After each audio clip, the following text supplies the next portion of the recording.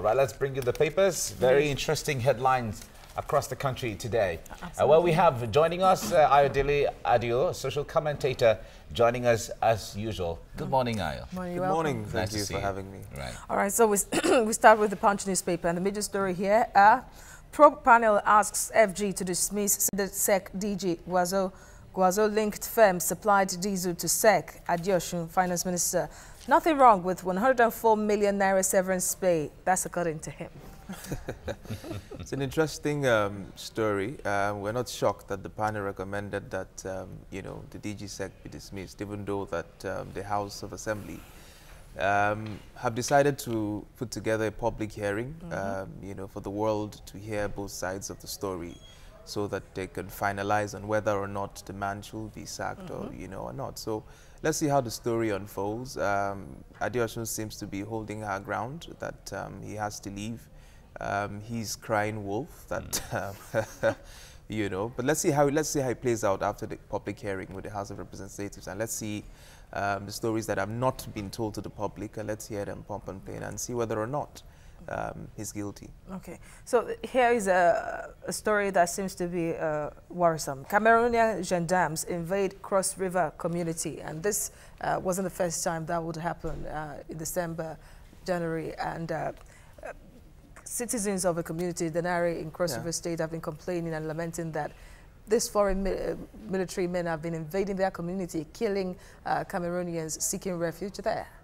I mean, is that not the story of our country, where our borders are as porous as though you were walking into a Agege market? Anybody could just cross over and perpetrate whatever crime that they so want to. And the Cameroon crisis have been lingering for some time now. You've had thousands and thousands of displaced people around that particular border between Cross River and the Cameroons. And we've never really bothered about whether or not these thousands of people have been stranded at some point. We just turned a blind eye to it, all of a sudden. And now there's a crisis. It started in December, like you rightfully said. It's happened again. We just hope there is no escalation. Now that it's still something that can be handled and resolved, I hope that the government acts as swiftly as possible to nip it in the bud. We even hear of there are reports that there are substantive refugee camps now in parts of Benue State from Cameroonians who are fleeing the crisis in southern Cameroon. The Anglophone regions. You see, I don't know if we do not understand the fact that we live in some sort of an interdependent world, and the consequences of an unrest in another country can spill into a country that you share borders with. And of course, the crisis is brewing in Cameroon. The southern part of Cameroon is having crisis with the northern part, in threatening of secession and what have you.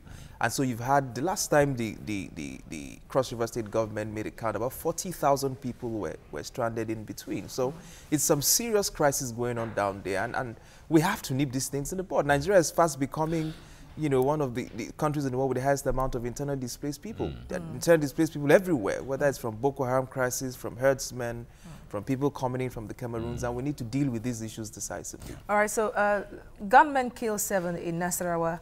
Taraba warns of fresh attack. I'm looking forward to the day that would go through the front pages of the newspapers and people are not being murdered in cold blood. I mean, it's just been a tragedy since the beginning of this year. Killings after killings after killings after killings, and we just seem not to find an answer to these things. And like I've always argued, we need, to readdress the internal security architecture of this country. The earlier we do that, the better, because crime has been emboldened in this country. People just think they can take on communities, they can kill people. And of course, there's not been any consequences for that. So people will obviously continue to do and perpetrate those mayhem, which is quite sad. Well, we just hope that the recent military option by the federal government will make a difference this time around. I mean, the military is already overstretched, if you ask me. They are fighting a war in Northeast. They are the ones in the south part of the country. For every single domestic crisis we have, we're deploying the military. I mean, it doesn't make any sense. What happened to the police? Fund the police, train them properly, ensure that, you know, they have the capacity. They have the capacity to do the job. And you wonder why that is not even done. You just wonder why that is not even done. So every time we rely on the military. Really and so the military are becoming like civilians now. You see them everywhere. It's not supposed to be. All right, let's move to the Nation newspaper now. 2019, NGOs back Buhari as Obasanjo's coalition network of coalition movement lands. The third force. The third force. Now, 10 governors may join the Obasanjo's coalition, and coordinator Oyinlola to quit NIMSI. Well, this is a new mix to the whole development now. You know, here's one thing about former President Olusegun Obasanjo. He might not be able to guarantee you one vote, but he sure knows how to spoil a couple for you, you know. So you just don't want him on the opposite end of your campaign, you know, at the end of the day. And he's steered the waters already, and there's a lot of, you know, movement left, right, and center in the political arrangement in the country. And to some extent for good reason. And let's see how this third coalition plays. But for me, it has to be based on competence, credibility. I do not trust, if there's one thing that I think that the former president lacks, is the ability to pick a star player. He's tried it consistently, and he's always picked below average, if you asked me. So I don't trust him to pick a star player.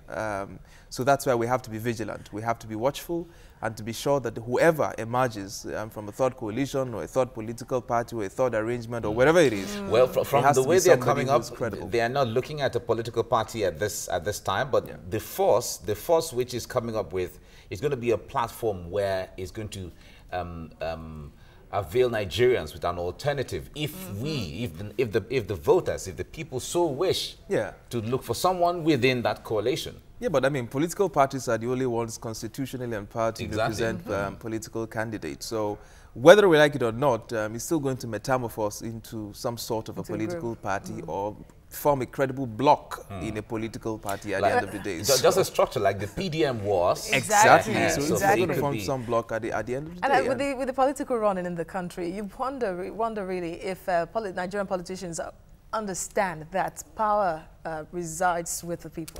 Well, I mean, they clearly do. I mean, of course, a couple of months ago, the president was in Kano State, welcomed by a huge crowd. And, you know, remember he said that he's confident that if he runs with the crowd that he saw in Kano State, he had some chance. So they understand that power resides with the people, but what the ruling class or the political party in government doesn't seem to realize it is that the ground is shifting. And like the frog who is in a pot of a boiling water that doesn't feel the sensation, you know, until it completely gets burnt into it, that's the kind of feeling that this government eventually has. They don't realize that the ground is shifting from them quite fast.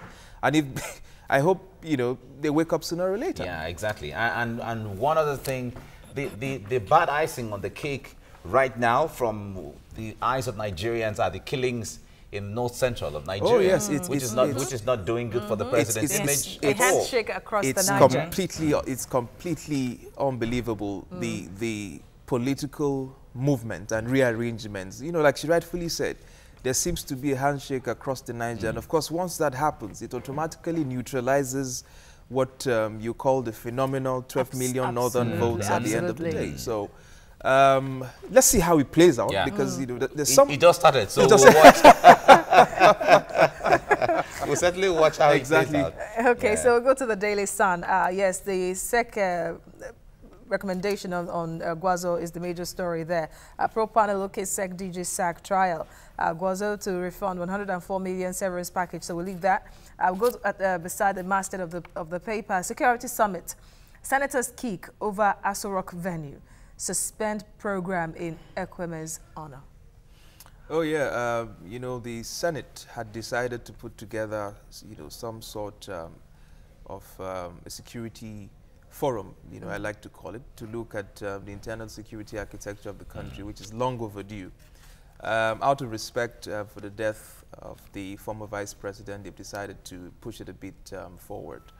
And of course, you know, some sort of irrelevant struggle, I like to call it, between the Senate and the presidency. That explains why they don't want it held in the villa. They want it held somewhere where there's some you know, middle ground for everybody to sit and discuss. But the earlier we sit and discuss these issues, the better. And I expect people to come to that meetings with an open mind, to lock themselves up in a room for hours and bring out hard solutions, bite the bullet and ensure that we move forward, because we cannot continue with this kind of arrangement. We really cannot. Okay, we will no longer tolerate killings, kidnappings, Buhari.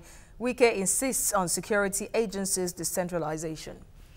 I think, listen, we have argued on this for too long now, whether or not the police system has to be decentralized. And I don't think any Nigerian who really considers the safety of life and property important will argue against the devolution or decentralization of the Nigerian police force. To an extent, I give you an example. Was it a New Year day that the killings happened in River State? River State killing. Okay. Yes. Yeah. And it was New Year Day. It was New Year Day, and the governor put a bounty on the head of the individual and ensured he worked closely with the security agencies, and you saw results, you saw actions. The man was killed, his younger brother had been caught, people have been rounded up because the governor exercised leadership. He sat on the neck of the people. Now, so you look at that and imagine if the governors in different states of the country had control over the security apparatus in their states. I think they will do a better job in maintaining the internal security of the people, not always having to blame Abuja, waiting for a phone call. The person who is in charge is not in the office, is somewhere else, so we have to wait for orders. All right, quickly, EFCC can't probe states without Assembly's nod. That's according to court. Is that good for democracy? This is a legal debate. You know, lawyers will argue. It's a court pronouncement already. So, you know, when the court comes out with the pronouncement, I mean, what can men do? Exactly, what can men do? All right, let's move to the Vanguard newspaper. No tolerance for killings, kidnappings anymore. Buhari is saying that.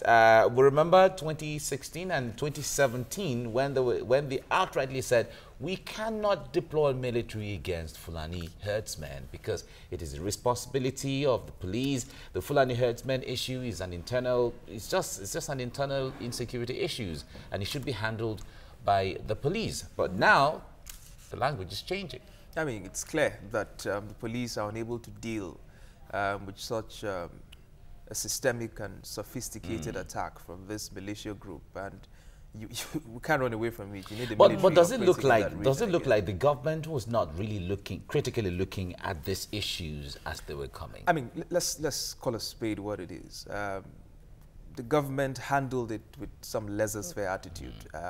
In 2016, like you rightfully said, over 300 people were killed in Agatu. Thousands of houses were burnt. Internally displaced people were about 20,000 at the time. First of all, you didn't hear... The Mambila killings as well. Yes, you didn't hear a very decisive statement from the government. Nobody visited Agatu. In fact, Delisho Bowali put out a very interesting article standing on the graves of Agatu at the time. Nobody showed up for the people of Agatu. I mean, it looks like in this country, you have the expendables and the inexpendables. Exactly. So, Animal farm? I mean, people, there's a group of people who can die in hundreds and nobody blinks an eye at the end of the day. So it happened in southern Kaduna on December of that same year. You know, nothing decisive happened. And so this beast has been hearing over time. You've empowered them, you've emboldened them over time, and suddenly you have this carnage and rampage. And then it's looking like because we also hear reports that the villagers and the people have started arming themselves to defend themselves. So now it's going to be from some of the reports we hear, the people are saying we are ready. If the herdsmen, they can come anytime we're ready. So government's decision at this time with this statement looks like, okay, there's going to be a face-off, so let's act now. If you had a government that was concerned about the future of this country, that government will realize that as a country, we're in a sink or swim moment. If you read newspaper editorials, if you read leading economists, if you read people putting down essays from different parts of the country, and the kind of things that they are writing on the pages of the newspaper, the kind of division that I see every day on the pages of the newspapers when people are talking about some Fulani dominion, people are invoking the 1918, you know, all sorts of things that are spilling, that are gradually dividing this country by the day. I don't know if this government sees that, you know, And I'm worried because this country has never been this divided in my entire lifetime before. And it's worrisome that we want to build colonies, or colon, whatever you call it, around the country, and you are not dealing with the fundamental issue here. Except you're telling or admitting to me that the people perpetrating these things are people in our country, are Fulani men that you and I know. And so, of course, a cattle colony could solve the problem. But if you're going to put cattle colonies around the country and have not dealt with the draconian militia group, what you're trying to tell people in those communities is that they can be invaded by these same people who have invaded Benue and Taraba. And when it's so obvious to the people that you cannot even protect them. You can't even protect them. So who's, I mean, we have gotten to the point where the word Fulani is almost like an enemy word in some parts of the country. Exactly. And you don't want to run the country like that, for goodness sake. So there has to be decisive action. Otherwise, you fear for the disintegration of this country. Because a typical Fulani person is a peaceful person. I told you, when we used to go to the villages and we go to we wait for the Fulanis to come because you know they're going to bring fura, they're going to bring nuno, and then you know, they speak your language and then you just enjoy the atmosphere. It's beautiful. You know the most interesting thing, you know, people who think that there's some religious agenda to it, that the Fulani, there's some conquest of a Muslim. Have you seen a group of Fulani people gather and pray before? Rearing cows? The Fulani, I'm sorry to say, their religion is the cows. It's true. That's the #1 thing for them. I've lived... They're going to bring nuno, and then you know, they speak your language and then you just enjoy the atmosphere. It's beautiful. You know the most interesting thing, you know, people who think that there's some religious agenda to it, that the Fulani, there's some conquest of a Muslim. Have you seen a group of Fulani people gather and pray before? Rearing cows? The Fulani, I'm sorry to say, their religion is the cows. It's true. That's the #1 thing for them. I've lived close to them at farms. They are not as religious as you call them, you know, that you see them, there's 6 o'clock, it's time to pray and they're running. You hardly see that happen, those ones with cows. Their primary concern is their cows. All right. I mean, because of time, let's quickly go to this day newspaper. Yes, expectedly as well. Guazo's investigation really made the front pages of all the papers today. So we'll just leave that aside and take the one atop the masthead. NNPC staff, 7 others killed by herders in Benue, Nasarawa. Again, Buhari orders arrest of persons involved in killings. I think at least we brushed that, not that story. Okay. INEC NCC sealed deal on electronic transmission of results. Looking ahead to 2019. Yeah, that's some progress. Hopefully we won't have, you know, the racketeering and the crisis you have at collation centers where party agents are thumping themselves, you know, to ensure that results are not smuggled in or out, you know, these collation centers. So, if that could work and you know, elections could be transmitted, results could be transmitted electronically, I think it's a step in the right direction. Okay, so MPA gives Intel 2 weeks to pay $48 million debt. Firm insists it has settled dispute awaiting Attorney General's clearance. Somehow this is just still on. Dispute is still on. Okay, so yes, with that we wrap up this newspaper review. Ayodele, we thank you. But certainly we'll keep you for the first discussion.